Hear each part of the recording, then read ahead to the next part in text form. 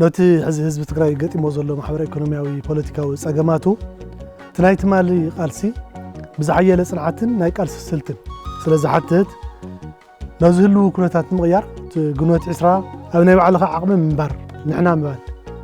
ሓባራዊ ራእይ ዝብላ ዘን ዓበይቲ መትከላት ዝተገለጻ ትህልዊ ኩነታት መድረኽ ከመይ ክንሪኦ ንኽእል ዝብል ኣብ ከንተለና ንሰዱ ምስ እንዳላገምና እንዳነጻጸርና ምግላጽ ንጀምር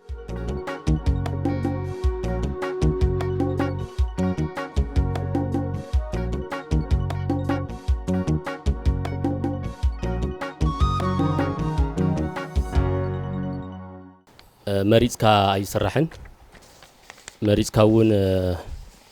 أي صحافن انتروا كاتلو تلعلو تسقم كاخلو عاد قدفو أيكونن تاريخ مالتي سلازي تاريخ إسراء قنبوت كنا الكلنا أبزو خمس وسلا بجنوسايدر حالتات أو كبيد شجرو زودا أنا اللغينا كنا الكلنا إسراء قنبت كمتي نتفعل زتجلس حدا معرف قالسي زازيمو نقص على معرف قالسي ميشو كنت هزفتره مالت تقدمي معرف قالسي سرعة مفراس صار ديمقراطي صار حزبي زخونه حيلي سرعة أفريقيا سرعة المهنات زخيل ميشو كنتات مفتار زبل علامو غيرو زتبقسه ازي دما ملو بملو زعوته معالتي مالتي كمتي زغله زنبره ازي كمزي سلازخونه اب كالندر اتيو نبركت زول عامتات ن27 كباب عامتات نخبرنا يمصينا بعد درجه حجي نمتاي تقديف نمتاي محخم دوري يوم زبل انت زخورو ويز قرم نيرو اذا علت زيا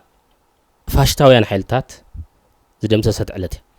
صار حزب سرعات سرعات زوجلت علتي صار ديمقراطي زخونه سرعات زوجلت علتي زم حز زلو زحز زلو حيل بتصقنا خا صار ديمقراطي صار حزبي جنوسايدر حيلي سلازي صار ديمقراطي بديمقراطي صار حزب بحزبنت زتك معالتي كخورو يخول سلت تزخورو ويو غرمنا نيرو مالتي كابزين صار 10 غنبوت مستنكر سرحينت حزب تግራይ ጎሊሁ ዝወጸሉ መድረኽ ቅድሚ 67 ታሪኽ ምልስ ኢልና ክርኢ ከለና ህዝቢ ኢትዮጵያ በቶም ዝሓለፉ ስርዓታት ሕቶታት ነይሮም ናይ ብሄር ሕቶ ናይ መሬት ሕቶ ናይ ፖለቲካዊ ስልጣን ሕቶ ናይ ሃይማኖት ማዕርነት ሕቶ በብኻቢው ከዓ በብኻቢው ስምዕዎ ብዙሓት ሕቶታት ነይሮም ከምዚኦም ዝመሰሉ ሕቶታት ኣብ ዝነበሩሉ እዋን ህዝቢ ኢትዮጵያ ባዕሉ እንትመሮ እንተሎ ዓመጻት የካይድ ነይሩ ታሪኽ ቀዳማይ ወያነ ክንርኢ ንኽእል ኢና ትግራይ ናይ ባሊ ሓረስቶት ዓመጽ ክርኢ ንኽእል ኢና ናይ ጎጃም ሓረስቶት ዓመጽ ክርኢ ንኽእል ኢና ግን ይተዓወተን ንምንታይ ዘይተዓወተ መሪሕነት ስለ ዘይነበሮ ማለት እዩ ቀጺሉ እውን እዚ በብኻቢ ዝግበር ዝነበረ ቃልሲ 66 ከዓ ብዓዲ ደረጃ ተባሪዒ ተቃልሲ ናይ ህዝቢ ሞቭ መጺ መን ተጠቂሙሉ ፋሽስታዊ ስርዓት ደርጊ ንምንታይ ተጠቂሙሉ መሪሕነት ስለ ዘይነበረ ስለዚ ተወድዓዊ ኩነታት ተማሊእና ሃለወ ትባዕላዊ ኩነታት ብዘይ ምምልኡ ቃልሲ ህዝብታት ኢትዮጵያ ክሕንሸሽ ናብ ዕኒኒ ከኣቱ ዝኾነሉ ኩነታት ነይሩ እዚ ናይ ቻይና ናይ መስፍንነት ስርዓት ኣሽሓት ዓመታት ወሲዱ መሪሕነት ስለ ዘይነበረ ማለት እዩ ስለዚ ህዝባዊ ወያነ ሓርነት ትግራይ ነዚ ከም ዝመሰለ ባዕላዊ ኩነታት ናይ መሪሕነት ሓጓፊ ይመልእ ሕዚ እዚ ስርዓት እዚ መን እዩ ተፈጥሮኡ መን እዩ ነዚ ስርዓት እዚ ንምእላይ تعانت علامة إنا خنا أمز زلنا በየናይ ናይ ቃልሲ ኣገባቢና ክንወግዶ ዘለና ዝብል ዝርዝር ዝኾነ ወድዓዊ ባዕላዊ ከባቢያዊ ኩነታት ገምጊሙ ንጹር ዝኾነ ዕላማ ንጹር ዝኾነ ናይ ቃልሲ መስመር ንጹር ዝኾነ ስትራቴጂ ንጹር ዝኾነ ነቲ ስትራቴጂ መፈጸም ዝኸውን ስልቲ ኣውፅኡ ተንቀሳቒሱ ሕጂ ኣብዚ ኣቲናየ ዘለና ህሞት ኮይና ህዝቢ ትግራይ ኣቲዎ ካብ ዘለዎ ሽግር ካብዚ ከምዚ መሰለ ነገር ከመይ ኢና ክንመሃር ከመይ ኢና ክንወፅእ ዝብል ትምህርቲ ሙሳድ ዘሎ ይመስለኒ ካሊእ ከም ትውልዲ እዚ ናይ ስሳታት ዝነበረ ትውልዲ ብናተይ ገምጋም ናይ ክሬም ኦፍ ክሬም ዝኾነ ትውልዲ እዩ ነይሩ ኢለ ዝኣምን ኣብዚ ገለገሊኦም ፖለቲከኛታት ኢና ባህልቲ ነቲ ናይ ስሳ ትውልዲ ክረግምዎ ትዕዘብ ኢኻ ብጣዕሚ ኢኻ ትሓዝን በላዕ ሰብ ዝነበረ ስርዓት ከመይ እዩ ዝውገድ ኢሉ ዲፋይን ገይሩ ስርዓት ዝወገደ ተጋደላይ ወይ ትውልዲ ክትረግም እዩ ሞራላዊ ስለዚ ንሕና እንታይ ኢና ክንገብር ዘለና ካብዚ ትውልዲ እዚ ክንወስዶ ዝግበአና ናይ ህዝባውነት ስለዚ ካብዚ ክወሰድ ዝግብኦ ትምህርቲ ሙሳድ ጥራሕ ዘይኮነስ ጉንበት እስራ ዘረጋገጾም ዓወታት ከም ሓደ ድልድል ተጠቂምካ ሕዚ ዝጎሉና ሽዑ ዘይመላእና እዮም ኢልና ንሓስቦምን ሕዚ ዝጎሉናን ከዓ መሊእና ታሪክ ህዝብ ትግራይ ሙሉእ እንገብረሉ መድረኽ ኣለና ማለት እዩ ስለዚ ካብቲ ሕልፍ ወለዶ እውን ክንመሃር ሽዑ ጎዲሎም ኢልና ንሓስቦም እውን ገምጊምና ብንጹር ኣቐሚጥና ሕዚ እውን ነዚ ሕዚ ገጢምና ዘሎ ፈተና ፈንፂሕና እንወፀሉ ዕላማና እንዕውተሉ ሓሳብ እውን ሒዝና ሙሉእ ታሪክ እንጽሕፈሉ መድረኽ ኣለና ማለት እዩ እዚኣ ንምጋር ካብቲ ሕሉፍ ወለዶ ኮሚትመንት ትመሃር ንህዝቢ ምንባር ንህዝቢ ኢልካ መስዋዕቲ ክቡር ህይወትካ ምኽፋል ዝበሃል ነገር ትምህርቲ ትወስድ ማለት እዩ ሓደ ንእሽተይ ሓይሊ ብጣዕሚ ንእሽተይ ብጂኦግራፊ እውን ጸቢብ ብበዝሒ እውን ብጣዕሚ ንእሽተይ ሎጂስቲካዊ ማተርያላዊ ዓቕም ዘይብሉ ናይ ደገ ደጋፍ ዘይብሉ ምስክን ድግዛዕ ዝኾን ጎቦ ዝኾነ ስርዓት ኣብዚ ዓዲ እዚ ኣብዚ ኣፍሪካ ዝበሃል ዓዲ ተወዳዳራይ ዘይብሉ ስርዓት መዓት ናይ ቴክኖሎጂ በቲ ናይ ሽዑ ስታንዳርድ ናይ ኣጽዋር ናይ ደገ ደገፍ ናይ ሰማይ ናይ መሬት ቁጽጽር ናይ ኢንተሊጀንስ ሓበሬታ ዘሎ ምስኡ ብተፈላለዩ ዕጽፍታት ብበዝሒ ዕጽፍታት ወይ ብማእት እውን ክኾን ዝኽእል ዕጽፍታት ዝበልጾ ሓይሊ ገጢሙ ዝሰዓረሉ ቁልፊ ምስጢር እንታይ ኢኻ ትመሃር ካብዚ ዝብል ምርኣይ የድሊ ማለት እዩ ስለዚ ከም ተደጋጋሚ ዝግለጽ ዝነበረ ሓደ ናይ ዕላማ ቅንዕና ብጣዕሚ ወሳኒ ናይ ዕላማ ቅንዕና እንተሃልዩ ሙሉእ ዘይጉዱል ናይ ህዝቢ ደገፍ እንተሃልዩ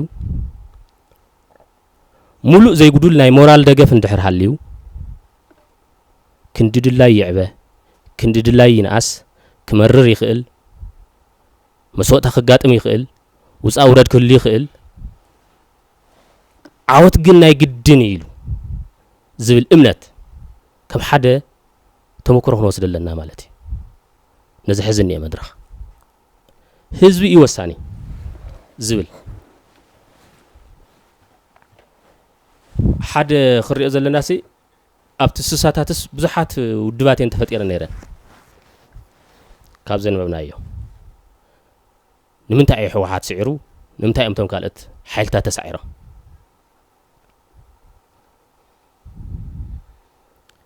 ህዝቢ ዝኣመነ ኩሉ ግዜ ይዕወት ህዝቢ እዩ ወሳናይ ህዝቢ እዩ ናይ ታሪክ በዓል ዋና እቲ ውድብ እቲ ኣመራርሓ ቁልፊ ታራ ጥራሕ ይፃወት ናይ ህዝቢ ታራ ተኪኡ ክሰርሕ ይኽእልን ስለዚ ታሪክ ዝሰርሕ ህዝቢ እዩ ዝብል ዝተማልአ እምነት ዘሎ እቶም ካልኦት ከዓ ህዝቢ ተመራሓይን ተጎታታይን እምበር ታሪክ ክሰርሕ ይኽእልን ታሪክ ዝሰርሑ ውስናት መራሕትን ኢሊታትን እዮም ኢሎም ዝኣምኑ ኣብ ህዝቢ ክንድቕ ፍረጣፍ ትበሃል እምነት ዘይብሎም ናይ ኢሊት ፖለቲካ ክሰጉም ዝደልዩ ሕዚ እውን ዝገጠመና ማለት እዩ እዚ ኣብ ላቲን ኣሜሪካ ብፉኮይዝም ዝበሃል ብናይ ላቲን ማኖ ብናይ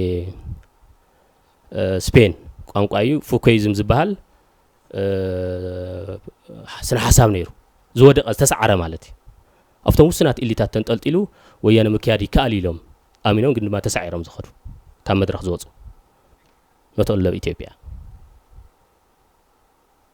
ስለዚ ህዝቢ ዝኣመነ እዩ ህዝቢ እዩ ወሳናይ ዝብል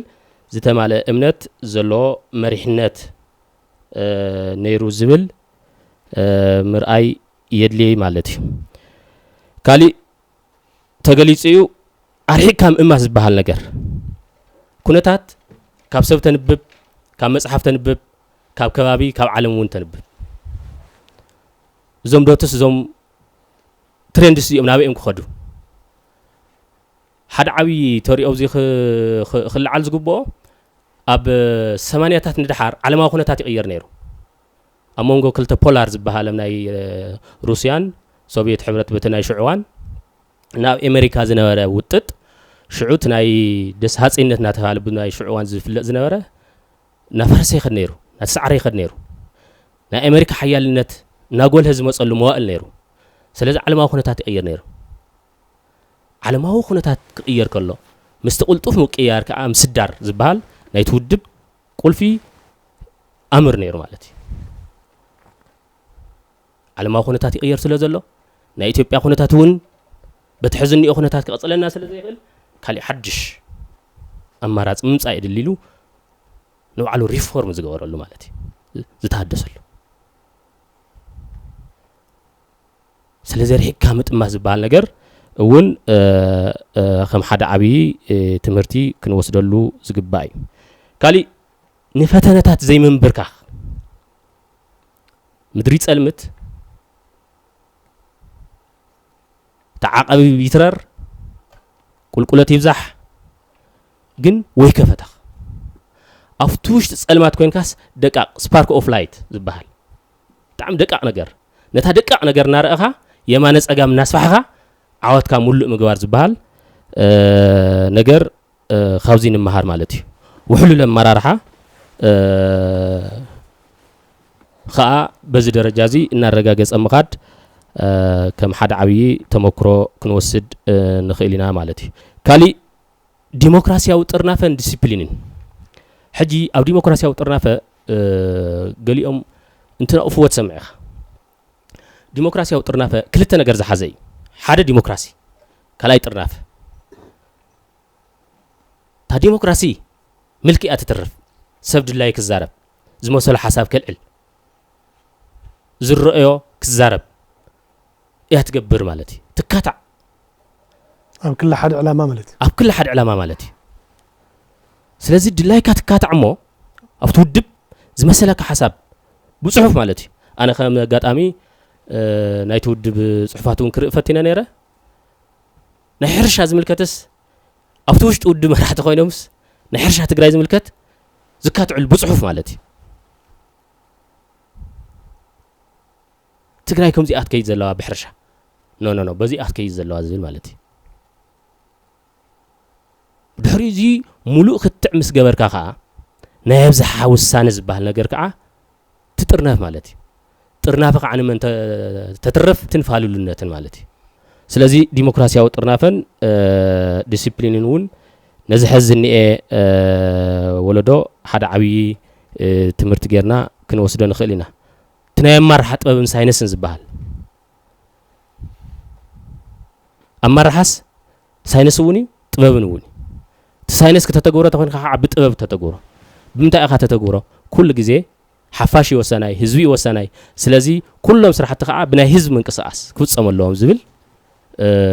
ዝተማልአ እምነት ሒዙ እዩ ዝመርሕ ነይሩ እዚ ኢንፋክት ሓደ መለለይ ናይ ውድብ ሕወሓት ናይ መሪሕነት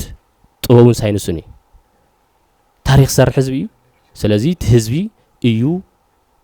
ወሳናይ ተራ ክፃወተሉ ዘሎ ስለዚ ኩሎም ስራሕትና ከዓ ብናይ ሓፋሽ ዝተወደበ ምንቅስቃስ ክምርሑ ኣለዎም ዝብል ይሓስብ ማለት እዩ እዚ ፅንዕ እምነት ኣሎ እዞም ከምዚኦም ዝመሰሉ ነገራት ሕጂ ከመይ ኢና ነተግብሮም ዘለና ዝብል ርኢና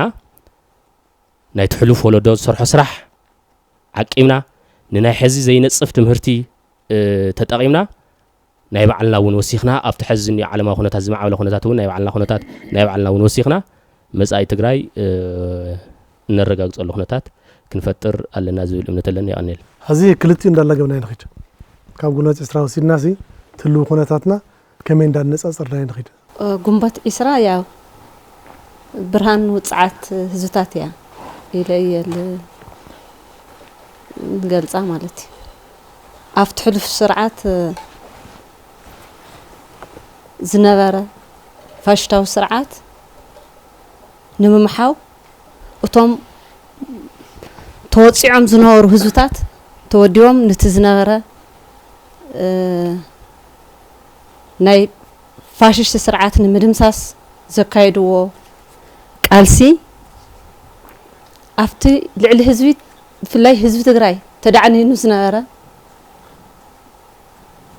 ጭቆና ባርነት ነዚ ንምሓው እንተኾነ ዝተኻየደ ፍትሓዊ ቃልሲ ነቶም ብጉንበት ዒስራ ክንረኽቦም ዝኽኣልና ልምዓትን ዕብየትን መሰረት እዮም ኢለ እየ ዝሓስብ አውዚ ብፍላይ ደቂ ኣንስትዮ ንድርብ ጭቆና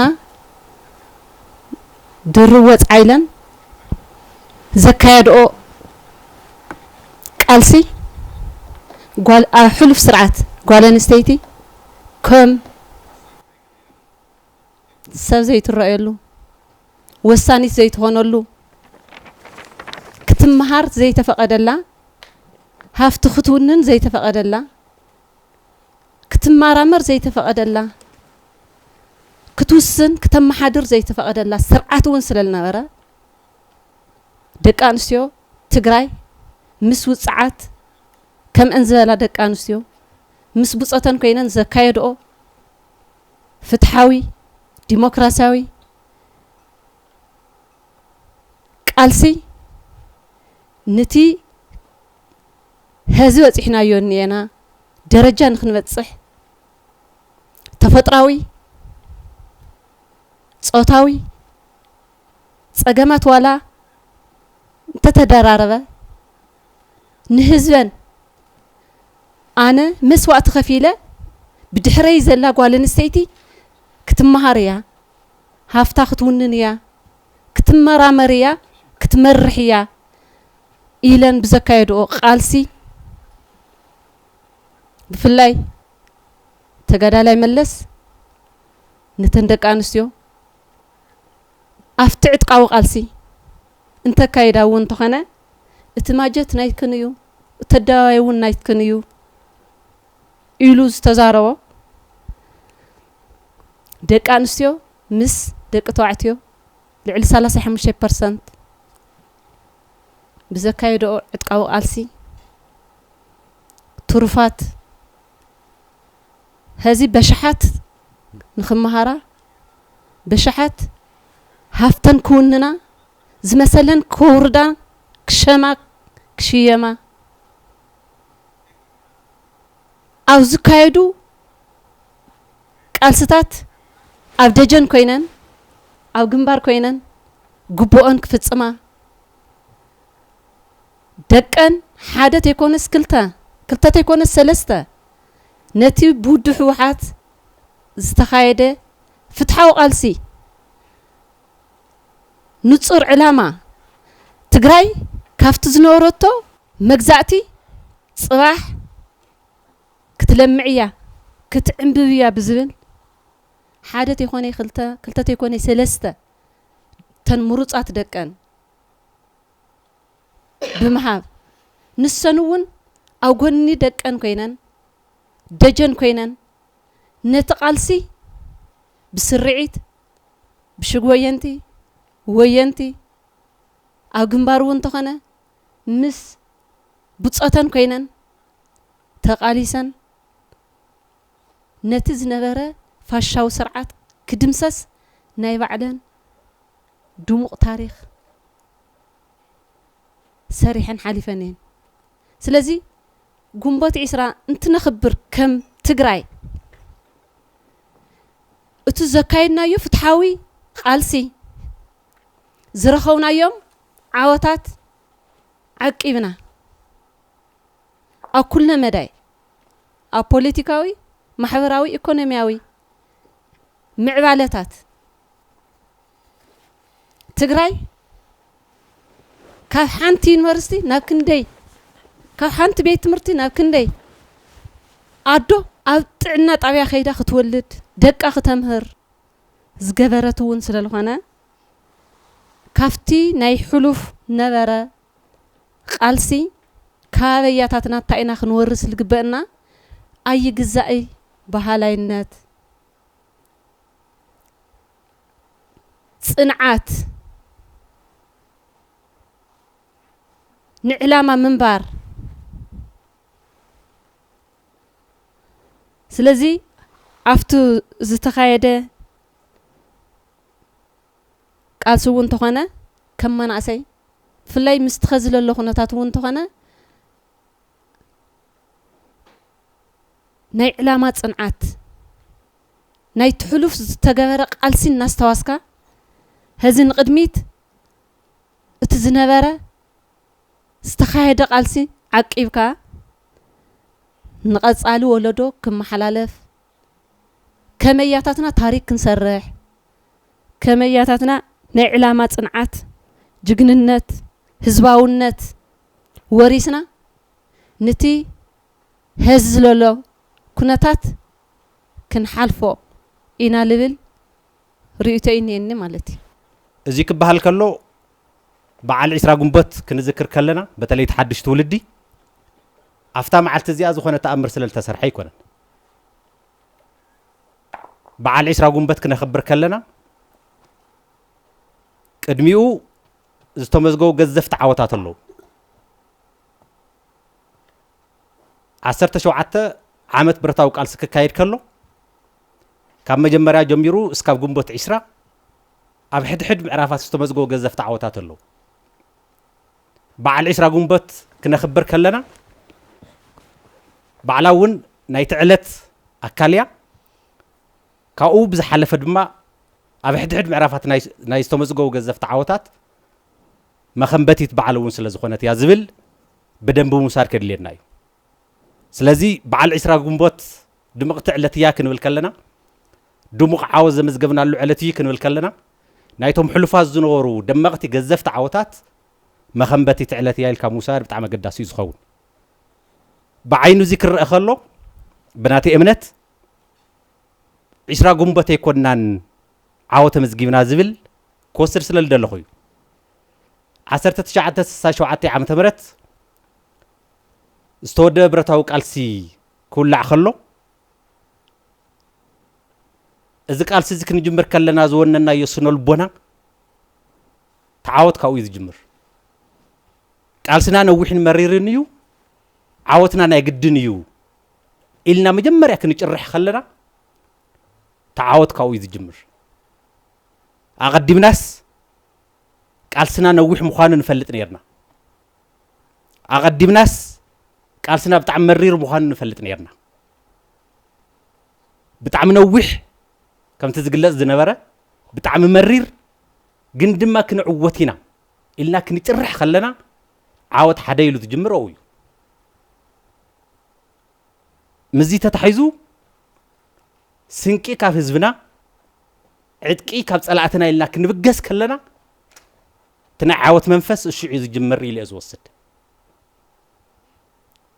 سنقي كاف حزبنا كنبل كلنا منم كم زي نورنا إزري عدقي كاب صلاتنا كنبل كلنا نتجزيف صلاي كنواقع كنحسب كلنا عدقي سلز نورنا يكونن كم زي بلنا نفلتنا عدقي تقبلناس كنعوتنا إلا إنا تبقسنا تجنبوت عسرا نخبرو دمق عوت أبزعلة تزيوني تجميرو سلازة عوتات نتدمر نتوازح زمت أيو بخالي الجلالسة كو 19 شوعتي عم تمرت تجميرو أب حد قعزو أب حد معرف زي قارت مريض قالس تخيلو أب حد قعزو ኣብ ሕድሕድ ምዕራፍ በብ ምዕራፉ ደየቋርጽ መስተንክራው ጽንዓት ተራእዩ ናይዚኦም ውጽኢት ድማ ካብ 1967 ጀሚሩ በብ ምዕራፉ በብ ጉዕዙኡ ገዘፍቲ ተኣምራው ዝበሃሉ ዓወታትና ተመዝገቡ መጽኡ ጉንበት 20 በብ ምዕራፉ ናይ ዝነበሩ ዓወታት በብ ምዕራፉ ናይ ዝተኸፈሉ ናይ ዝተገበሩ ቃልስታት በብ ምዕራፉ ናይ ዝተራእዩ መስተንክራው ጽንዓታት መኸንበቲት በዓል እያ እዚ ስለ ዝኾነ ህዝቢ ትግራይ መሪር ቃልሲ ተቃሊሱ መስተንክራዊ ጽንዓታት ተመስኪሩ ዓወታቱ ደሚሩ ኣባዚሑ ዝኸንበተሉ ዕለት ስለ ዝኾነ ደሚቕ ዕለት እዩ ንህዝቢ ትግራይ ኢልና ኢና ክንወስድ ዘለና ተሓድሽ ወለዶ እውን ብዙ ይክሪኦ ዘለዎ ስለዚ ጉንበት 20 ናይ ኸይድታት ውጽኢት እያ ናይ ብዙሓት ቃልስታት ናይ ብዙሓት ጽንዓታት ናይ ብዙሓት ዓወታት ውጽኢት እያ እዚ ብደንብ ጌርካ ምርኣይ ከድሊ እዚ ሕዚ ክነቕምጥ ከለና ምስ ናይ ሕዚ እውን ምትእሳር ከድልየና ሰውኢሉ ዝመጽእ ዓወት የለን መሪር ቃልሲ ተቃሊስካ ብዙሓት መስተንክራዊ ጽንዓታት ሓሊፍካ በብ ምዕራፍ እውን ዓወታት እናመዝገብካ ብሓደ ግዜ ስለ ዘይመጽእ ኣብዚ ንዘጋጥሙኻ ነገራት እውን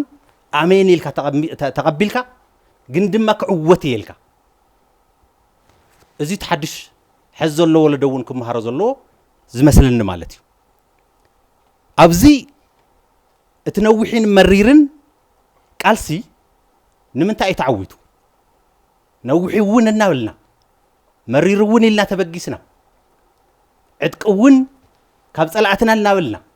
ስንቂ እውን ካብ ህዝብና ኢልና እናተበገስና እዚ ክብደት ናይቲ ሒዝናዮ ዝተበገስና ዓላማ እንዲ ዘርኢ ንምንታይ ዳኣ ተዓዊትና እቲ ሓደ ቁልፊ ኣብ ዝተፈላለዩ እዋናት እውን እናተጠቐሰ ስለ ዝመጽእ በየታትና ሓያል ጸላኢ ስለ ዘየጓነፈና ይኮነ ትዝገጠመና ጸላእ ንፈልጦ ኢና ካብ ኢትዮጵያ ሓሊፉስ በአፍሪካ ደረጃ በወታደራዊ ዕጥቂ ቁጽሪ ሓደ ተዋሂሉ ዝቕመጥ ገዚፍ ጸላኢ እዩ ነይርና ስለዚ ጸላእ ስለ ዘየጋጥመና ይነበረ ትብደገ ዘሎ ጸላኢ ጥራሕ እንተይኮነስ ኣብ ውሽጥና እውን ብዙሓት ጸገማ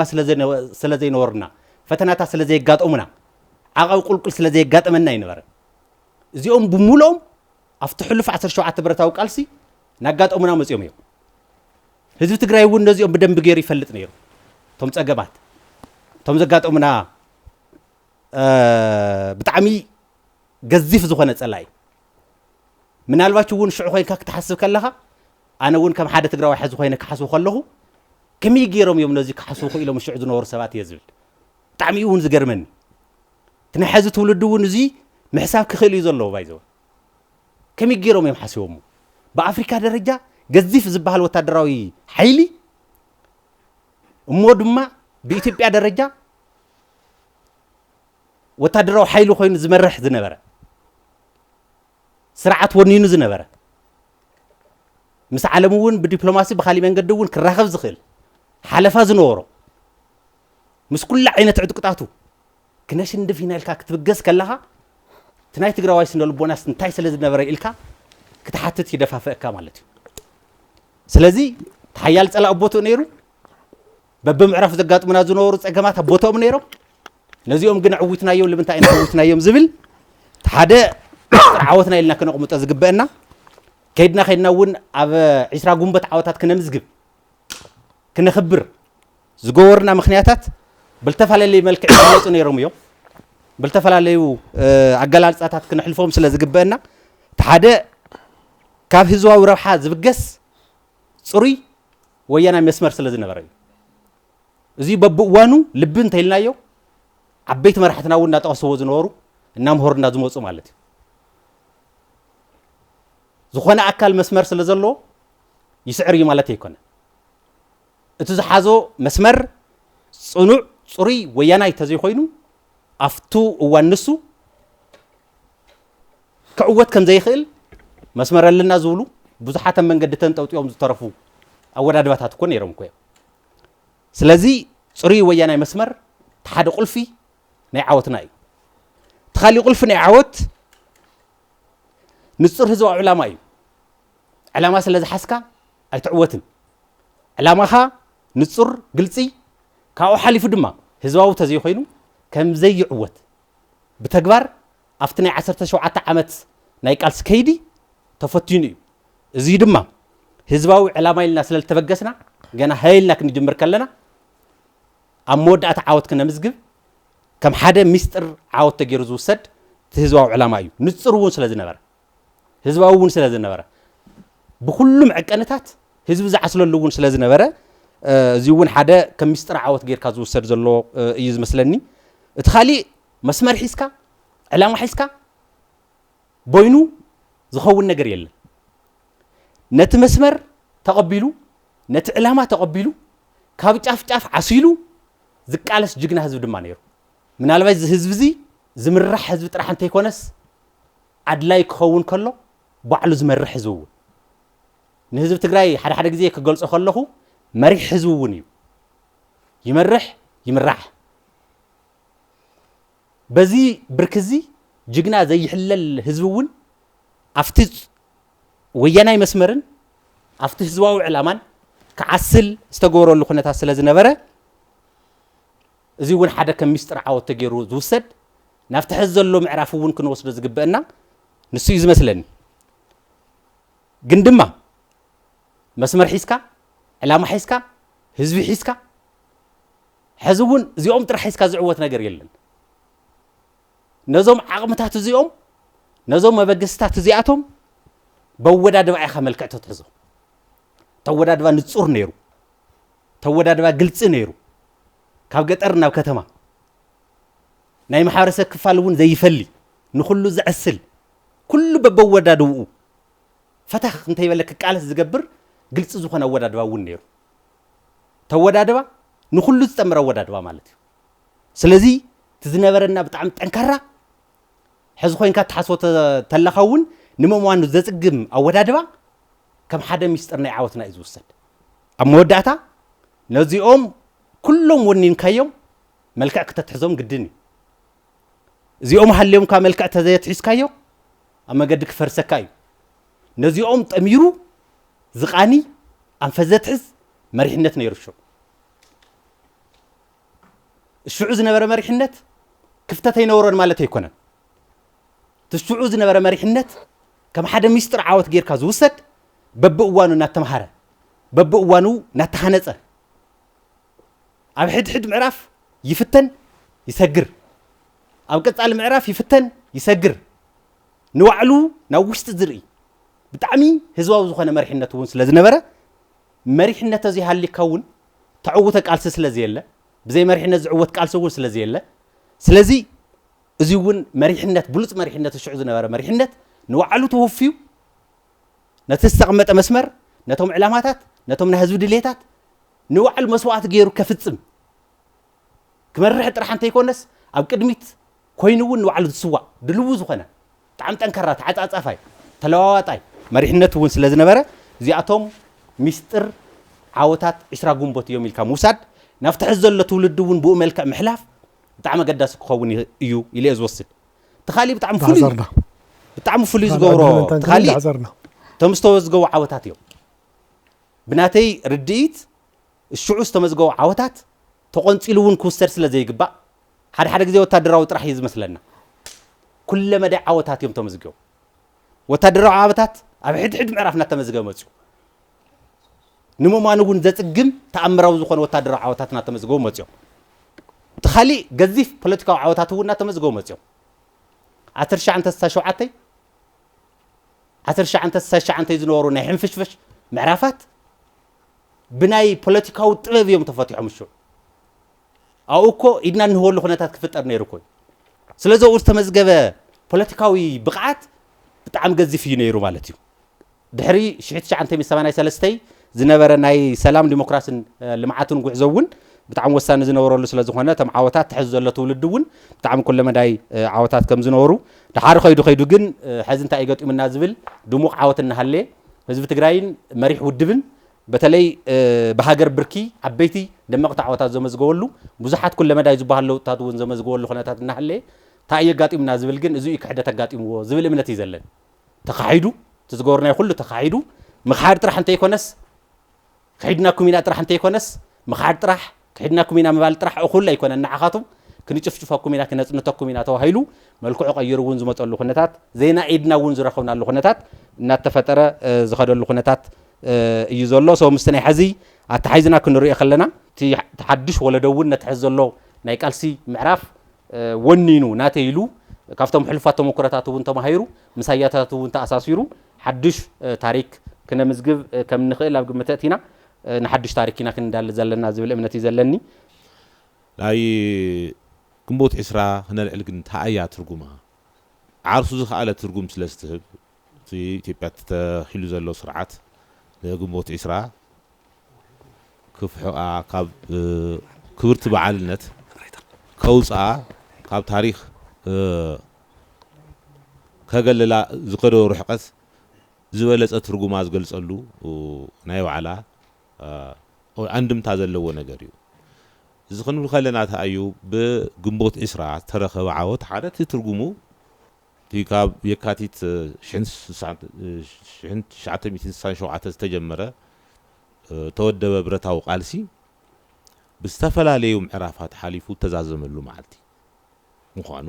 ዕለት ምዃኑ እዚ ዓብይ ሲምቦሊክ ትርጉም ኣለዎ ሓደ ታሪኻዊ ኸይዲ ኣብ ልኾነ ነጥቢ ተጀሚሩ ኣብ ልኾነ ነጥቢ ይውዳእ እዩ ለግዜ بعوت زازم تلو تي ملو خيدي مزازبي علت مخانا حدا انتركاليشن مرأيت بمخانا عبي سيمبوليك ترجمة اللوا أو أغنى يزازم ترجمة دحريو زخفتته معرافي عب ملا كاب حزب تجري حليفة لملا حزب تاع إثيوبيا عبي ترجمته عب تخيدي تاريخ حجرنان حزبنان عبي ترجمة اللوا نبلا أو تا عينة معرافي تخفيدو بزي حجر تاريخ عبيتي علتات تواهيلهم بهراوي معلتات علتات تواهيلن زخبر الله على أبنت ناي معلت الناس أنا تواهيلو هاي لسلاسري كاب إنجليز دت تملسلوس على أن تواررلو بخلته معلتي بخركر زخبر وعلى الله ميازي عسرين شوعتن جنبوت منو مجابيت عسرين شمونتن زخبرو تي حدا حربنيات زعتولو تي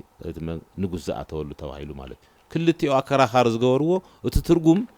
لهزب زي وكل سلازنا برأيه حربنياتات مئتاويو تتخيل حربنيا وسرعة ما تتخيلوا يترعين مو تبي هاجري مو ينش سلالا يموت الليش قرطو يقدلش بلا استوهللو هادي مو زخده عد راح ريحو زخده أكل مليسون دجنا أوتوقراطيك سرعة تخيلو هاداوي سرعة تخيلو هزبتات شاكوينو ولقاوي زوفانو لتناخرلو إلا تيخوين ترعيو ترجمو مالتي تأكل دحريو دحري تاع علت درجة 40 عامتات نجيسو نريو لنا أو تعادل نور دحرت أو تعادل نور ودكت بتعامي مسر قصيلو تسرعة زود قلو دما مسكرم كلتا توهيلات خبر نير مسكرة خلتا انت عين السرعة تمزيا قتالي ጨፍጫፊ حرادي فاشيستاوي ፍጹም فاشيستاوي زخونا ናይ ደርግ ስርዓት ድሕሪኡ ስዒቡ ዝመፀ ካሊእ ለውጥ ኣለዎ ህብረተሰብ ተለወጠሉ ለህዝቢ ረብሓ ለዓዲ ዕብየት ኣብ ሰላም ኣብ ዲሞክራሲ ኣብ ልምዓት ታይ መፅኡ ተበልና ክልቴን ዕለታት ተወሰናየን ሚያዝያ 27 ተበላ የካቲት ነው መስከረም ክልተ ዘምፅኦ ነገር ግንቦት 20 እንታይ ኣምፅኣ እዩ ትርጉማ ክኸውን ዘለዎ ኣገዳስነታ ግንቦት 20 ናይ ሰላም ናይ ዲሞክራሲ ናይ ልምዓት በር ምፋታት አለኮነ እዚ ክፈጥር ዝኽእል ስርዓት ቅድሚኡ ንዝዓጊቶም ዝነበሩ ስርዓታት ነውሕ ዘመን ዓሲሉ ዝነበረ ስርዓት ዋላ ቅድሚ ደርግ ዝነበረ ተኣሃዳዊ ሓደ ቋንቋ ሓደ ብሄር ሓደ ሃይማኖት ሓደ ሃገር ዝብል ዓዲ ጎቢጡ ናይ ህዝብታት መሰል ጊሂሱ ላብ ድሕረት መሊሱ ኣብ ዘመናዊነት خالي ዓለም ላብ ቅድሚት ኣብ ዝስጉመሉ ልገስገሰሉ ዓለም ለድሕሪት ዓደ ትሪፉ ዝነበረ ስርዓት ደርጋ ልዕሊ 100 ዓመት ሰፊኑ ዝነበረ ስርዓት ነዛ ዓዲ ዘመናዊነት ከየቋደሳ ሓንቲ ቤት ትምህርቲ ሓንቲ ዩኒቨርሲቲ ሓንቲ ኮሌጅ ሓንቲ መንገዲ ጥራሕ ሰሪሑ ሓንቲ ንእሽተይ ከተማ ቪሌጅ ዓባይ ቪሌጅ ትበሃለሉ መልክዑ ጥራሕ አጽኒሑ ሃገረለን ላለ ዓበይቲ ደርፍታትና ጃህራታት ላት ጃርህ ጥንታዊት ታሪካዊት ደማቅ ለምለም ላተባለት ግን ህዝባ ልጠምያ ዓዲ ውፅዕ ልኾነ ብጣዕሚ ብድሕረት ትነብር 20 ክፍለ ዘመን ኮይና ደርጋ ድሕሪት ንሽሕ ዓመት ዝኸደት 6,700 ዓመት ድሕሪት ዘላ ሃገር ሓቂፉ ዝነበረ ስርዓት እዩ ዝነበረ ማለት እዚ ስርዓት ተገርሰሰሉ እዩ ለነዊሕ ዘመን ዝነበረ ስለዚ ግንቦት 20 ዕላማ ፕሮግራም ዝወያነ ሓርነት ትግራይ ድሓር ህዝብ ናይ ይህወደግ ዝኾነ ወያናይ ፕሮግራም ተግባራዊ ዝኾነሉ እዚ ትኾንተሉ እንታይ እዩ ኮይኑ ፎር ዘ ፈርስት ታይም ኣብዛ ዓዲ ሰላም ዝሰፈነሉ ምርግጋእ ዝመፀሉ ብምፍቕቓድ ዝተመስረተ ሓዲኡ ናይ ሓዲኡ ቋንቋ ብምፅዓን ሃይማኖቱ መንነቱ ኣብ ካሊእ ብምፅዓን ዘይኮነስ ብምፍቕቓድ ፌደራላዊ ብኾነ ስርዓት ኣሬንጅመንት ሕገ መንግስታዊ ኮንስቲቱሽናል ኦርደር ተተኸለሉ እዩ ልምዓት ብፍጹም ብዛ ዓዲ ታሪክ ተራእዩ ዘይፈልጥ ፕሪ ካፒታሊስት ዓዲ ዝነበረት ፕሪ ሞደርን ዝነበረት ዓዲ ብሓደ ግዜ ብሓፂር ግዜ ውሽጢ ማለት ልምዓት ምብፃሕ ማለት ኣብ ኣዲስ ኣበባ ሓደ ፅቡቕ ሃይ ስኩል ሓንቲ ዩኒቨርሲቲ ምኽፋት ሓንቲ ዓባይ ቡና ቤት ሓንቲ ገለ ምኽፋት ኣይኮነን ልምዓት ማለት እዚኦም ዘመናዊ ዝኾኑ ግልጋሎታት ለኩሉ ህዝቢ ለተኣብዝሓ ህዝቢ ብስፍሓት ምብፃሕ ሰፊሕቲ መሰረተ ልምዓት ክነፁ ዝኸኣልሉ ሰፊሕቲ ግልጋሎታት ለኩሉ ዘመናዊ ግልጋሎታት ለኩሉ ክባፅሑ ዘመናዊ ቴክኖሎጂ ኮሚኒኬሽን ጥዕና ትምህርቲ መንገዲ መብራህቲ ፋብሪካታት እዚ እዩ ናይቲ ኣብዝሓ ህብረተሰብ ማዕረ ተጠቃምነት ከርኢ ልኽእል ስርዓት ተዘርግሐሉ ምዃኑ እቲ ውክልና እዩ ናይ ግንቦት 20 ውክልና እዚ ምዕራፍ ተኸፈተሉ ምዃኑ እዩ ምስቲ ህዝቢ ወድዓዊ ኩነታት ሓደ ካብ ግንቦት 20 ንምሃሮም ነገራት ካብቲ ብረታዊ ቃልሲ ብግንቦት 20 ዓወት ዝተዛዘመ ብረታዊ ቃልሲ ብዙሕ ውሽጣዊ ፈተናታት ብዙሕ ፕሮሰስ ሓሊፉ ዝመፀ እዩ ክልተ ዓይነት ፕሮሰስ ክንርኢ ንኽእል ኢና ሓደ ኢቮሉሽነሪ ዝኾነ እዩ ብዝግመተ ለውጢ ካብ ንእሽተይ ነገር ላብ ዓብይ ነገር ለዓበየ ልመፀ ቃልሲ ኢንክሪመንታል ዝኾነ ላወሰኸ ዝኸደ ውሕዳት ብቁፅሪ ውሕዳት ዝኾኑ ተቃለስቲ ወየንቲ ላብ በረኻ ወፂኦም ህዝቢ ኣዊ ዕላማ ሒዞም ማለት እዩ ህዝቢ ወዲቦም ኣቃሊሶም ንጀመርዎ ቃልሲ ሚልዮናት ኣብ ሓንቲ ተወሰነት ኣብ ትግራይ ሰሜን ምዕራብ ጫፍ ተጀመረ መላእ ትግራይ እናበለ ላብ ካልኦት ከባቢታት ኢትዮጵያ ጂኦግራፊካሊውን ኤክስፓንድ ላገበረ ብቁፅሪ ላሰፍሐ ብተኽእሎታቱ ኣብ ውሽጡ እውን ኣወዳድባኡ እውን ሆሪዞንታሊ ይኹን ቨርቲካሊ ቀጥታዊ ጎናዊ ይኹን ቀጥታዊ ዓቕሙ ላስፍሐ ከይዱ እቶም ተባሃሉ ዓንተውት ኳሊቲስ ኣብ መሪሕነት ዝነበሩ ኣብ ኣወዳድባ ፅፉፍ ዝኾነ ፕሮግራሙ ኣብ ዕላማኡ ኣብ ፅንዓቱ ኣብ ናይ ቃልሲ ፅንዓቱ ኣብ ህዝባውነቱ ልዚኦም ኩሎም ክብርታቱ ሒዙ ለዓበየ ልኸደ ግን ካብ ንእሽተይ ላብ ዓብይ ነገር ልኸደ ኢቮሉሽናሪ ፕሮሰስ ንርኢ ካልኣይ ሪቮሉሽናሪ ፕሮሰስ ድማ ናራና ወያናይ ዝኾነ ከይዲ ሱር በቆስ ለውጢ ህዝቢ ትራንስፎርም ዝገብር ለውጥታት ላካየደ ህዝቢ ላወደበ ቅድሚ ህዚ መሬት ዓይነት ትሕዝቶ ነይርዎ ናይ መሬት ምሕደራ ናይ ደቂ ኣንስትዮ ማዕርነት ናይ ህዝቢ ኣወዳድባ ኣብ ህዝቢ ዝነበሩ ድሑራ ራዕያታት ሱር በቆስ ብዝኾነ መልክዑ ብምቕያር ብምልዋጥ ሰብ ብምንቃሕ ብምውዳብ ብምዕጣቕ ላብ ዓብይ ዓወት ላብ ብሉፅ ዝኾነ ብልሒ ዘለዎ ዓወት ክኸዳይ ዝገብር ሪቮሉሽናሪ እዚ ፕሮሰስ እዩ ወታደራዊ ዲፕሎማስያዊ ፖለቲካዊ ዓወታት እናረኸበ ከይዱ ኣብ ግንቦት 20 ክዛዘም እዩ እዚ ግን ክልተ ዓይነት ፈተናታት ነይሮሞ ኣብ ውሽጢ ሓደ እቶም ዝግለጹ ዝነበሩ ብዙሕ ዓይነት ፈተናታት ካብ ናይ መሪሕነት ክብትን ዝነቐለ ናይ ውሽጢ ሕንፍሽፍሽ ጀሚርካ ክሳዕ ጸላኢ ዝስጉሞም ዝወስዶም ስጉምትታት ዘመተታት ወፍርታት ወራራት ናይ ተፈጥሮ ሓደጋታት ከም ድርቂ ዝመሰሉ ብዙሕ ዓይነት ውሽጣዊ ጸገማት ብምሕላፍ ናይ ኣረኣያ ላጽረኻዮም ትኸዱ ነገራት እዚኦም ነገራት ላጽረየ ላስተኻኸለ ልላዕሊ ይኸይዱ ጫፍ ዝበፅሐ እዩ እዚኦም ብተፈላለየ ምዕራፋት ብምዕራፉ ዝገጠሙ ፈተናታት ይመስሉ ዝብል ነገር ክንገድፎም ንኽእል ኩሎም ዘርዚርና ስለዚ ንኽእሎም ኣብ ድሮ ዓወት ግንቦት 20 ግን ዝነበሩ ፈተናታት ካብ ኩሉ ላዕሊ ምስ ህዝ ዘለናዮ ስርዓት ማኖ እዋን ዘለዉ ፈተናታት ብጣዕሚ ይመሳሰሉ እዮም እቲ ኣብ ገጠር ተኮር ዝኾነ ዕጥቃዊ ቃልሲ ብፍላይ ህዝባዊ ኩናት መሰረት ዝገበረ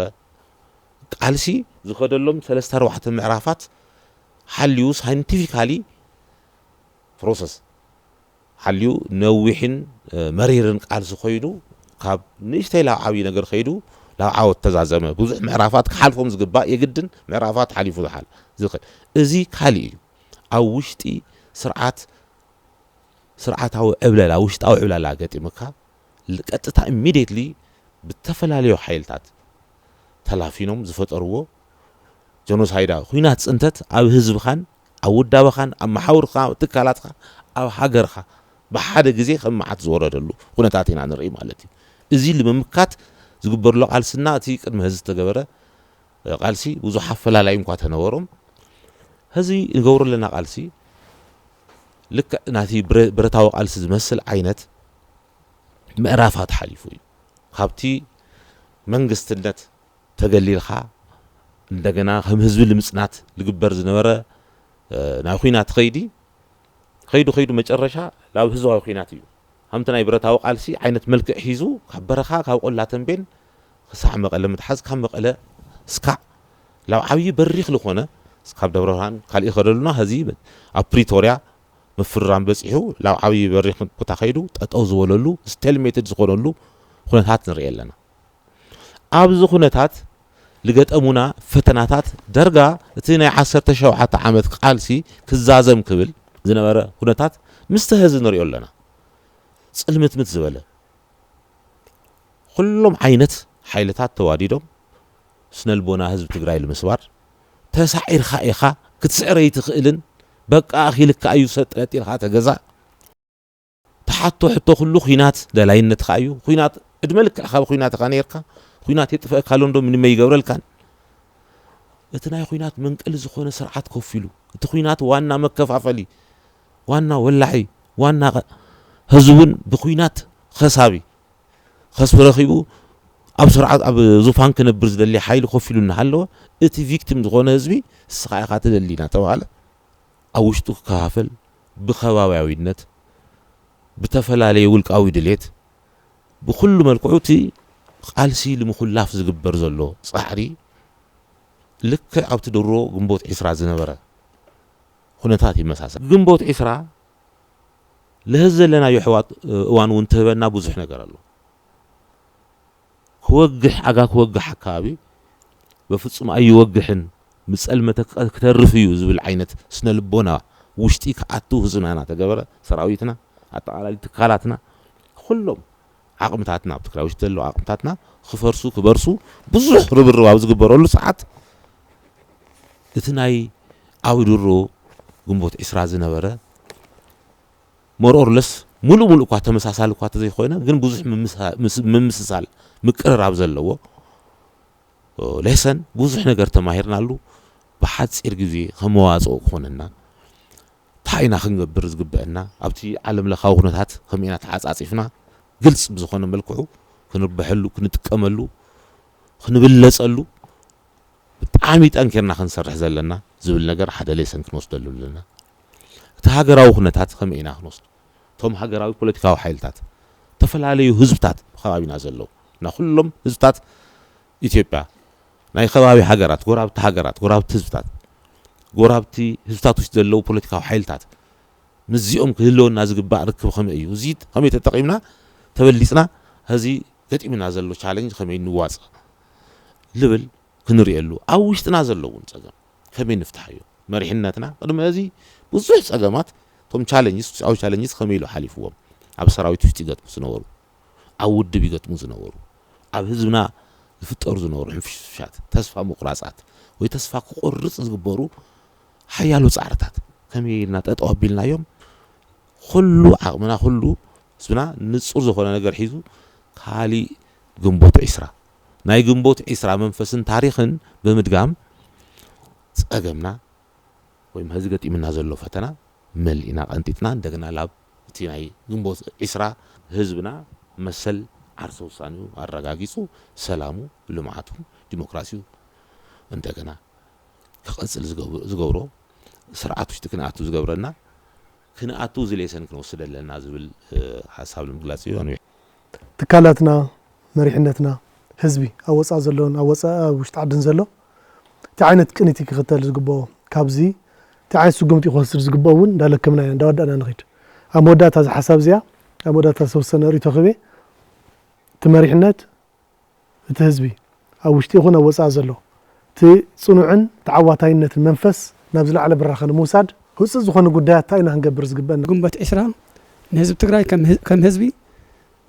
ትግራይ ከም ብሄር ህልውንኡ ከረጋገጽ ዝገበረ ዓብዪ ታሪኻዊ ምዕራፍ እዩ ዝብል ርእይቶ ኣለና ኣነ እውን ማለት እዩ ምክንያቱም ቋንቋና ታብ ምጥፋእ ዘድሐነ ቃልሲ እዩ ነይሩ መንነትና ከም ህዝቢ ክንነብር ዝገበረ ዕለት እዩ ነይሩ ግንቦት 20 ዓብዪ ምዕራፍና እዩ ታኡ እዚኣ ዝሓቶ እዚኣ ብጣዕሚ ኣገዳሲት እያ ምክንያቱም ታብ 67 ጥራሕ ንግደፎ እሞ 83 ናውዚ 35 ዓመት ጌርና ኣለና 35 ዓመት ስለዚ ደርግ ዘይፈልጥ 35 ዝዕድሚኡ መንእሰይ ኣለና ማለት ኣብ ትግራይ ታሪክ እውን ወዲብና ኣይሕልፍናየን ታፍቲ ዝረኽቦ ታብ ወለዱ ኣሎ ግን ብኣካዳሚ ወዲብና ዝሕልፍናዮ ታሪክ ኣይኮነን ማለት እዩ ስለዚ ዝሓቶ እዚኣ ብጣዕሚ ኣገዳሲት እያ እንታይ ኢና ተሪሒና ትግራይ እንታይ እያ ነይራ ግንቦት 20 እንታይ ይመልእ ኢልና እንታይ እዩ ከጉድለቱ ብዝርዝር ክቐርብ ኣለዎ እቲ መሪሕነት ዝምልከት ተዋና ኣብ ዝሓለፈ ናይ 17 ዓመት ዕጥቂ ቃልሲ ክርኢ ተሎ ዋና መእሰሪኡ ምስ ህዝቢ ዘለዎ ምትእሳር መሪሕነት ዝምልከት እዩ ናብ ህዝቢ ዘለዎ ቀረቤታ ዝምልከት እዩ ንህዝቢ ዘለዎ ውግንና ዝምልከት እዩ ንህዝቢ ኩሉ ዓይነት መስዋዕቲ ዝኸፍል ድልውነት ምህላው እዩ ኣብ ጎኑ ህዝቢ ኩሉ ዓይነት መስዋዕቲ ዝኸፍል መሪሕነት የድሊ እዩ እዚ ክዕቀብ ኣለዎ ዝብል ሓሳብ ኣለኒ ማለት እዩ ተኻሊእ ህዝቢ ማሕበረሰብ ንሕና በብደረጃና ዘለና ድማ ክንገብሮ ዝግበአና እንታይ እዩ 83 ከባቢ ዝነበረ ኩነታት ምስ ሕዚ መሳሰል እዩ ተባሂሉ ኣሎ ገሊፆም ኣለዎ 81 ከባቢ ዝነበረ ኩነታት ህዝቢ ትግራይ ዝደምደሞ ነገር ኣሎ ኮሎኔል መንግስቱ ሃይለማርያም ብህይወት እንዳሃለወ ከም ብሄር ክንቅጽል ኣይንኽእልን ኢሉ ደምዲሙ እዩ ቆልዑ ሰበይቱ ሰብኣዩ ሓረስታዩ ከተመተው ነዚኣ ደምዲሙ እዩ ከም ህዝቢ ክንነብር ተኾይና ስርዓት ክነጥፎ ኣለና ክነጥፎ ተኾይና ድማ ሓደ ልቢ ሓደ ኣምሳል ኮይና ነዚ ስርዓት ንምጥፋእ ዝጋደል ክጋደል ዝውይን ክውይን ከባቢኡ ዝሕሉ ክሕሉ ሽጎያናይ ዝኾን ሽጎያናይ ክኸውን ባይቶ ዝኾን ባይቶ ክኸውን ማሕበር ዝኾን ማሕበር ክኸውን በብፅሕትና ንካፈል ተባሂሉ ትምንቅስቃስ ተፈጢሩ ሕዚ ድማ ብተማሳሊ ኩነታት ገጢምና ኣሎ ሕዚ እውን ህዝብን በብደረጃን ዘሎ ምምሕዳር ኣብዛ መድረኽ ገጢማትና ዘላ ሽግር ታብዚኣ ንምውፃእ ብተመሳሳሊ ናብ ሓደ ምርዳእ ክንመፅእ ክንክእል ኣለና ኩሉ ዓይነት ናይ ሰላም መማርፅታት ክንጥቀመልና ትኽክል እዩ ክሳብ ሕዚ ዘሎ ኩነታት ግን ብሰላም ዝውዳእ ዕድል ዘሎ ኣይመስልን ስለዚ ከም ብሄር እንታይ ኢና ክንገብር ዝግባአና ሕዚ ክንውደብ ኣለና ዓቕምና ዝፈቅዶ ክንኣቶ ኣለና ከባቢና ክነውይን ኣለና ኩሉ ዓይነት ምንቅስቃስ ክንገብር ኣለና ድልዋት ክንኮን ኣለና ኩናት ከተርፍ ወይ ድማ እንደገና ተመፂና ድማ ግድን ተኮይን ድማ ከም ህዝቢ ክንቅፅል ይዕድመና ማለት እዩ ነዚኣ ድማ መሪሕነት ናብዚኣ ከብፅሖ ነቲ ህዝቢ በብደረጅኡ ለይትን ቀትርን ክሰርሕ ናብ ህዝቢ ቀሪቡ ክሰርሕ ናይ ህዝቢ ድምፂ ክሰምዕ ኣለዎ ዝብል ሓሳብ ኣለኒ ማለት እዩ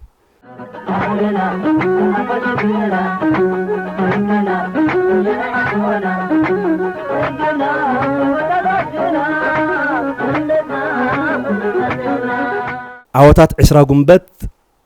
ክንዕወት እንተለና ሕዚ ገጢሙና ዘሎ ናይ ህልውና ናይ ድሕነትን ፀገም ከመይ ኢና ክንወፅእ ንኽእል ኣብ ዝብል እየ ሓደ ክልተ ሰለስተ ሓሳብ ንምሃብ ማለት እዩ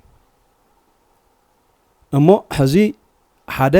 ካብቱ ናይ 20 ጉንበት ዝነበረ ሕሉፍ እንመሃሮን እንሪኦን ናይ ዕላማ ንጽረት እዩ ውድብ ሕዋሓት ይኹን ካልኦት ናይ መኸታ ዓቕምታት ሕዚ ናይ መኸተና ዕላማ እንታይ እዮም ዝብል ብንጹር ኣቐሚጦም ኣብ ዝቃለስሉ ኩነታት እዮም ዘለዎ ማለት እዩ እቶም ዕላማታት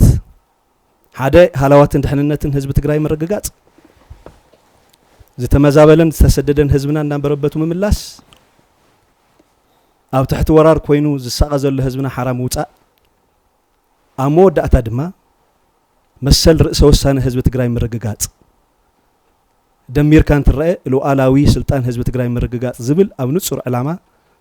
ኣቐሚጡ ውድብ ሕወሓት ንኣባላቱን ነመራርሑን ንህዝቡን ኣብ ምእማንን ኣብ ምልዓዓልን ኣብ ዘለናሉ ኩነታት ኢና ዝንሂና ማለት እዩ እዞም ንጹራት ዕላማታት ክሳኽዑ እንተኾይኖም እንታይ እዮም ክስርሑ ዘለዎም ዝብል እውን ብደንቢ እናተሰርሐሎም ዘሎ ክጠናኸሩ ዘለዎም ሓደ ናይ ፖለቲካዊ ሓድነት ምርግጋጽ ፖለቲካዊ ሓድነት ምርግጋጽ ኩሌኻ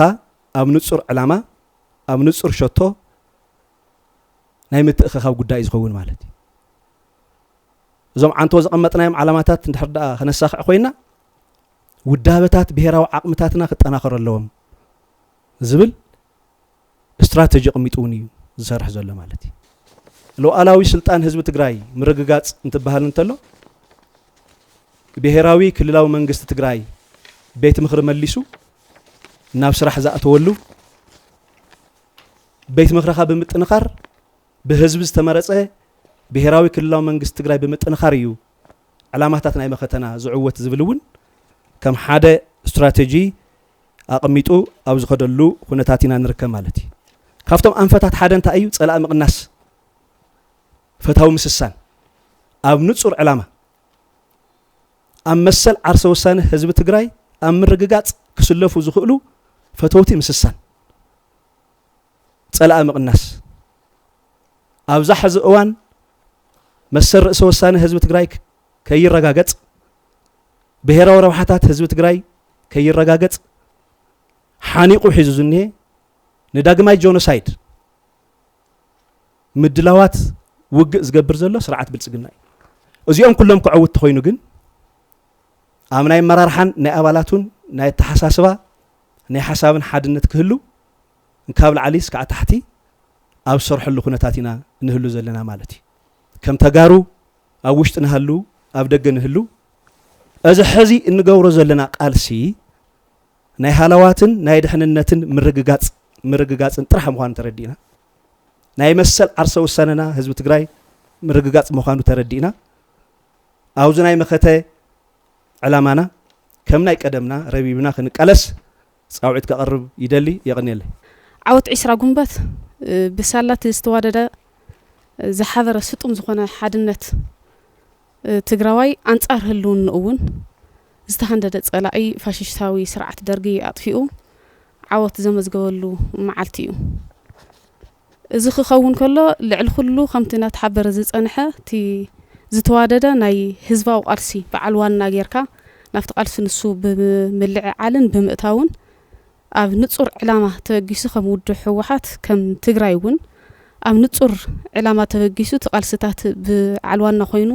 ክስካብ መወዳእታት ዓወት ተረጋጊጹ ኣብዚ ደረጃ ዝተበጽሕሎ ማለት እዩ ትግራይ ከም ትግራይ ንህዝቢ ትግራይ ጥራሕ እውን ኣይኮነን ኢቭን ንተኻልኦት ብሄረሰባት ከም ሃገር ከም ኢትዮጵያ እውን ሓደ ዓቢ ኣብነትን ዓቢ መሳለልን ኮይኑ ኣብ ዝብርክ እዚ ከም ዝበጽሐ እዩ ታሪኽና ትሕልፎ መጻጻና ንምዕቃብ ምርኣይ ዋና ዘልዮ እቲ ናይ ወለደታት ታሪኽ ሕሉፍ ምምሃር የድሊ ድሕሪ ዓወት 20 ጉንበት ዝተመዝገቡ ዓበይቲ ዓወታት ናርኣናዮም መጺና ኢና ኣብ ትምህርቲ ክኸውን ይኽእል እዩ ኣብ መዳይ ጥዕና ኣብ ትምህርቲ እውን ብቲ ዩኒቨርሲቲ 4 ጥራሕ እውን ዝግደብ ኣይኮነን ኣብ ሕድሕድ ጣብያታት ኣብ ሕድሕድ ቁሸት ልዕሊ 2 ኪሎ ሜትር እውን ክጓዓዝ የብሉን ዝብል ኣንፈት መሪህ ኣቐሚጥና እውን ክኽፈት ዝግብኦ ትምህርቲ ተኸፊቱ እቲ ህፃን ዝመሃረሉ ዕድል ጅማሮታት እውን ጽቡቓት ጅማሮታት ነይሮም እዮም እቲ ናይ ጥዕና እውን ከምኡ እቲ ጥዕና ኬላታት ጥዕና ጣብያታት ዓበይቲ እናገበርካ ወላ እቲ ናይ ፋሲሊቲ ሕፅረታት ይሃልብ ኢዱኬሽን ይኹን ኣብቲ ጥዕና መዳይ ኢቭን ምስ ናይ ሕርሻ ኣብ መስኖ ዝራእቲ ኣብ ኩለ መዳይ ናይ ሕርሻ ስራሕትና እውን كنا يوم زلنا خم تجراي ببجيز النار أنا يوم زمت أنا أبتناي عوت عشرة جنبت مسارات جيرو ناتو أبنتيو ناتو جماراتيو برجت حزم من تكون تاتكوين أنا نقرب زلنا ردو يو بتلفن تاوي زخنا جونسايدر وي صلاتي صبو حماقات زبهالو طفاتات صقمات برست دامج تغير يو تهزبنا ونا عي بسلا خمزول نفلط إنا تناي مسارات لمعات طفاتات ون بزحات اغاطمي بصلاي يخون برتم قدمي زنور قدمت خونتات مغطامو زنبره عبيتي ناي لمعات سرحتي اب تمرتن طعنا نحرشان او ايكونومياوي سرحتي كن صبوات زلاتات حدا ناي 20 غنبت كاينا يم زلنا عبيتي زلاتات وصيت مخانو مردا خدليو بصلاي زوطحو زنبره فتناتات ون ببوداو زحشه وصيت يمزغب كم زنبرن حزون تطنخيرو زخدلو زلون ناتو وصيت مخانو مردا خلينا ايو اب 20 غنبت حز خم حدش ولد خم مناسين ترين تاينا نقبر زلنا زبل مرأي اللي مثلني تاريخنا خنا خبركن كللنا بفلاي فتحز وقت زني هنا يخونتات تزني هي عبيت عوتات ناي 20 غنبت نسنا دمسسنا نخيل انت اخوينا ما نمكخبرلنا يخيل سلازتهم عبيت عوتاتنا ناي قدم زنور حلفات تاريخاتنا نساتهم كنعقون كنكللنا توم زعقبنا يوم امنت غيرنا دما تحزي زني هي حدش ولدو ناي بعلو تاريخ ونا مزغب يخيدل ايو نساتنا ناي بعلتنا انت اينا نسرح زلنا تخعقب زغبو كنعقب تخم حيش زغبو نغرات دما ام حيشنا نخدلو خونتات بدن بتخرت غيرنا موساد كدلي خمن سي حدش ولدو زل حسابلني لعل كل خافت حلف زنبر برتاو قالسي كنت نببرت راح زي كونس ناي مسرته لمعتون احد اكل نايتي ጭቆና ፈንጽሕኻ ናብ ዝብርክ በጽሕናዮ ዝኒ ሄና ናይ ዕላማ ጽንዓት ካፍቲ ውድብ ካፍቲ ዝነበረ ውጽኢት ናይ 20 ጉንበት ኣመጻጽኣና ኣብነት ክንወስድ ዝግበአና ምዃኑ ሚስጥር ዓቃብነት እውን ከምቲ ዓንተ ወይ ዝሕበር ዝነበረ ምትሕልላይ ብጻይነት ወገናውነት ምክባር ንሰንሰኽና እውን كم حدش ولدو بدنبي أطناخيرنا تبهلنا نعقبنا نخدلون ناتغورارسنا خاو زحشه وصيتنا مزغولون كونتاتون كفطر كخللو لعل كله كهنزي كاينصنت اوشطنا نبدغن زلو صوتا هيمانوت ون كيفلنا حدنتنا سطاطيمنا نخدلون نابزحشه برخه نسغاغرلو كونتات كفطر كخل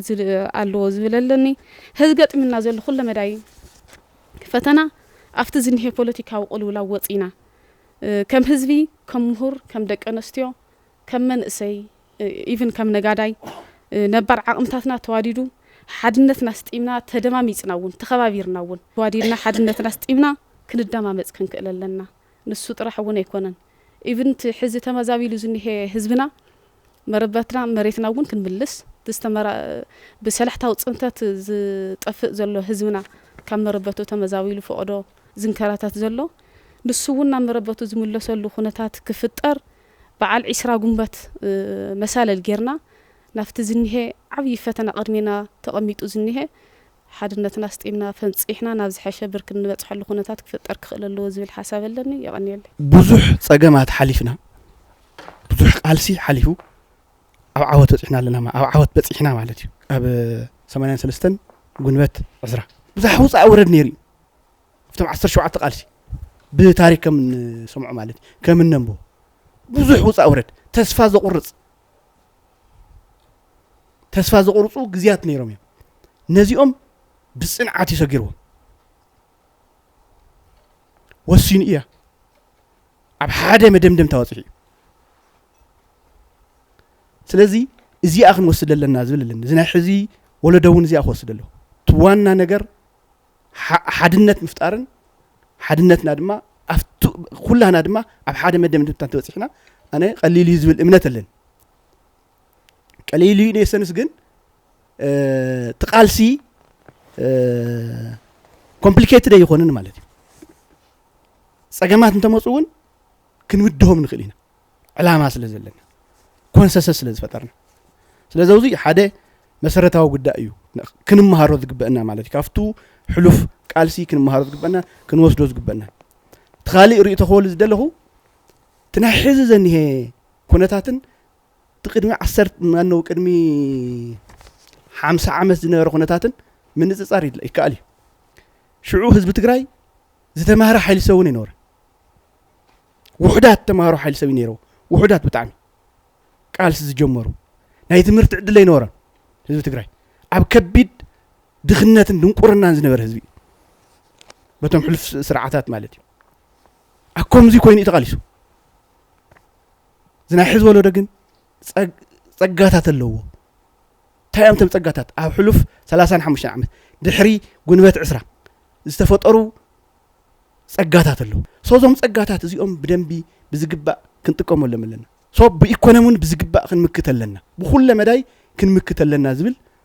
ርእይቶ ንምውሳኽ እዩ ታንኪዩ ካብቶም ቀንዲ መትከላት ኣብቲ ንጉንበት 20 ዓወት ዘብቅዑና ሓደ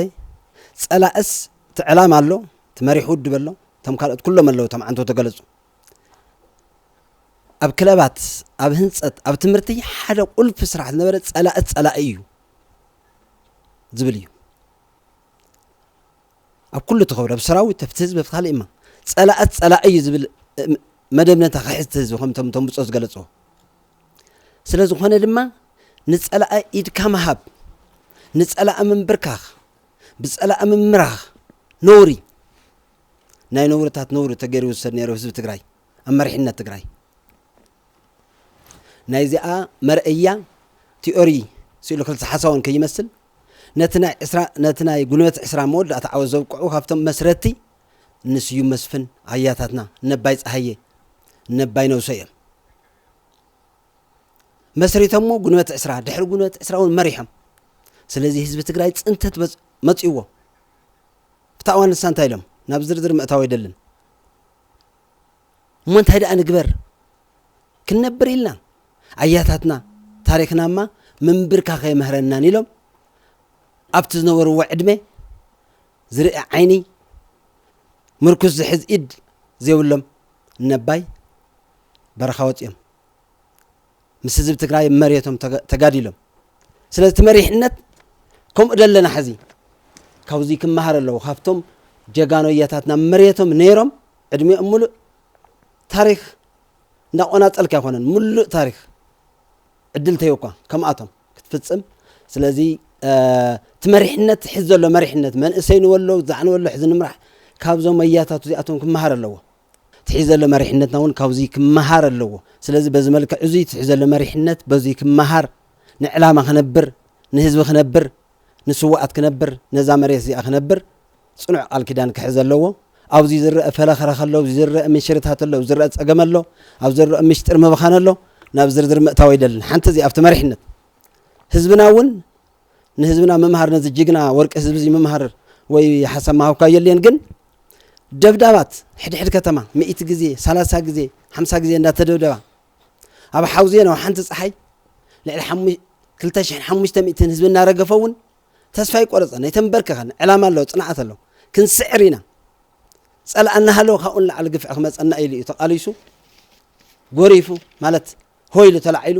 ንጸላእት ጉንበት 20 ንብሎ ዘለና መወዳእታ ሓመድ ድብ ይብፅሕዎ ስለዚ ሕዚ እውን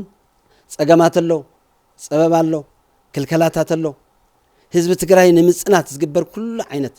ውዲታት ኣሎ ግን ክሓልፍ ይሉ ታናይ 20 ጉንበት ስሪኡ ጅግንነቱ ኣያታቱ ሒዙ ከምቲ ሒዝ ገብሮ ዘሎ ሒዙ ንፈተናታት እናኸኣለ ክወግሕ ኢሉ ዝቃለስ ዘሎ ስለዚ ዛ ጽንዓት እዚኣ ወሪሱ ሕዝቡን ብዝለዓለ ትዕግስቲ ብዝለዓለ ጽንዓት ሒዝ ድማ ምምሕዳሩ ብዝተማልአ ናብ ምትካል መፅኡኒ ኣብ ጎነት ዝጣየሽ ዘሎ ሙሉእ ምምሕዳሩ ቤት ምሁሩ ኮይኑ ዝቐርበሉ መፀዋዕታ ተቐቢሉ ሕዚ እውን ዓወት ከም ዘይተርፍ ኣሚኑ እቲ ናይ ጉንበት 20 ዓወት ብዝበለፀ ከጠናኸር ክቕፅለሉ ይግባእ ይብል ሕዚ እውን ክንስዕር ኢና ይቀኒ ኣለይ ባሕረና ዘሓፋሽ ህዝብና ሕዝብና ወያነ ሓሙና ዕድና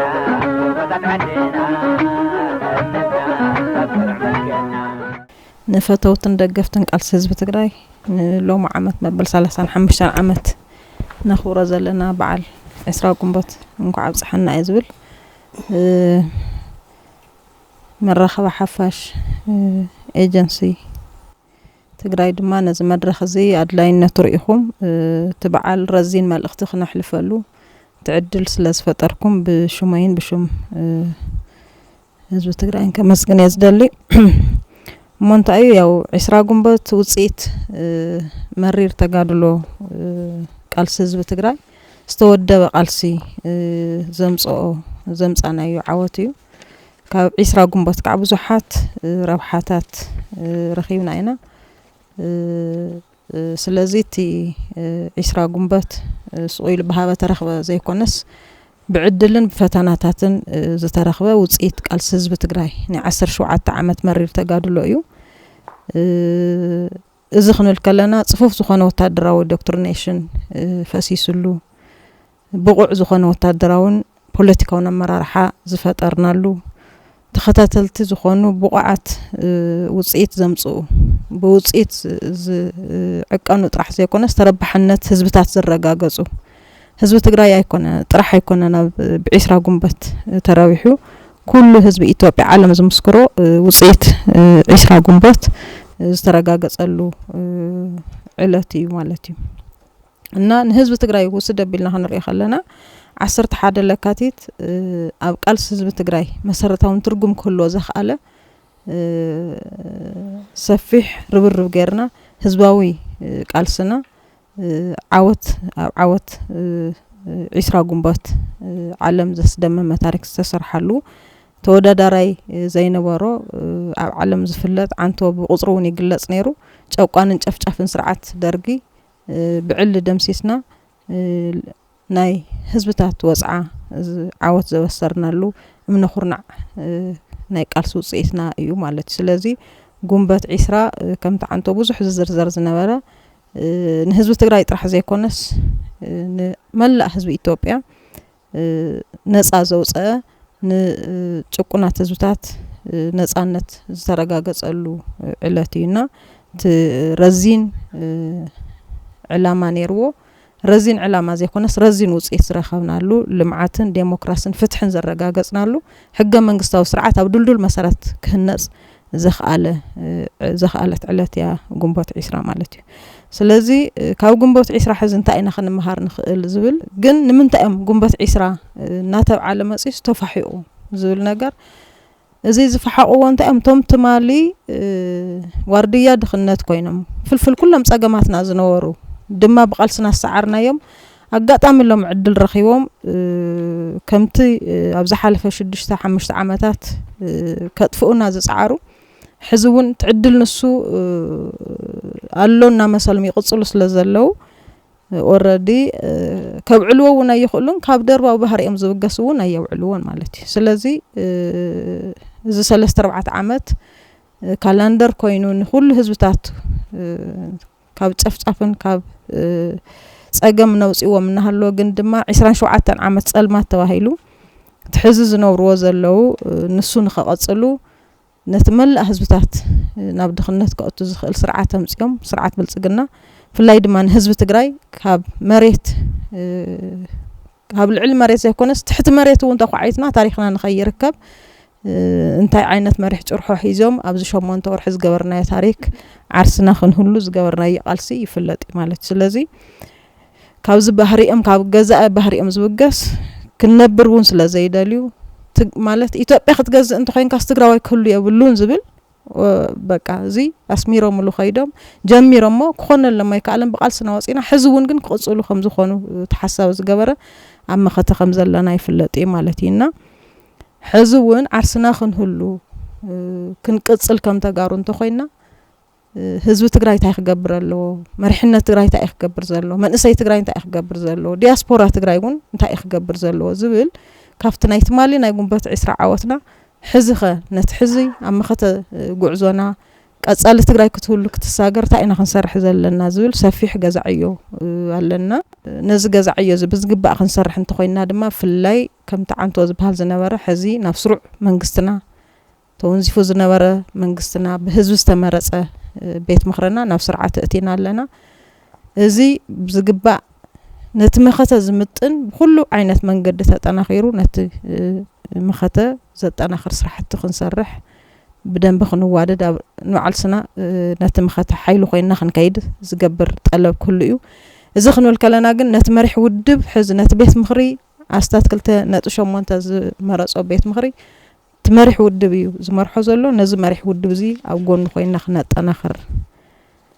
ንሱ ጥራሕ ዘይኮነ ሰፊሕ تمالي تاريخ السرخة زسرحة من أسيلو نتمخته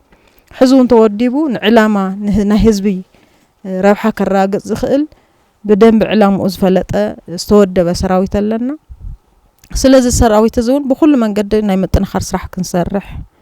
تدياسبورا حيلون تمالي أفت جون حزب تجراي كوينو بتاتك على بكل من قد إيكونوميكالي بوليتيكالي محوراوي نتدقاقفة أو جون تمخته سلازي عسلة بوشتن بدقن حاد خوينا نتقالسي حابيرنا كنسرح زدلي تقلب سلازلو بزقبا نزتواديدنا أو جون تحز تمسريت زلو منقستن أو جون تتقايش زلو هزواوي بيت مخري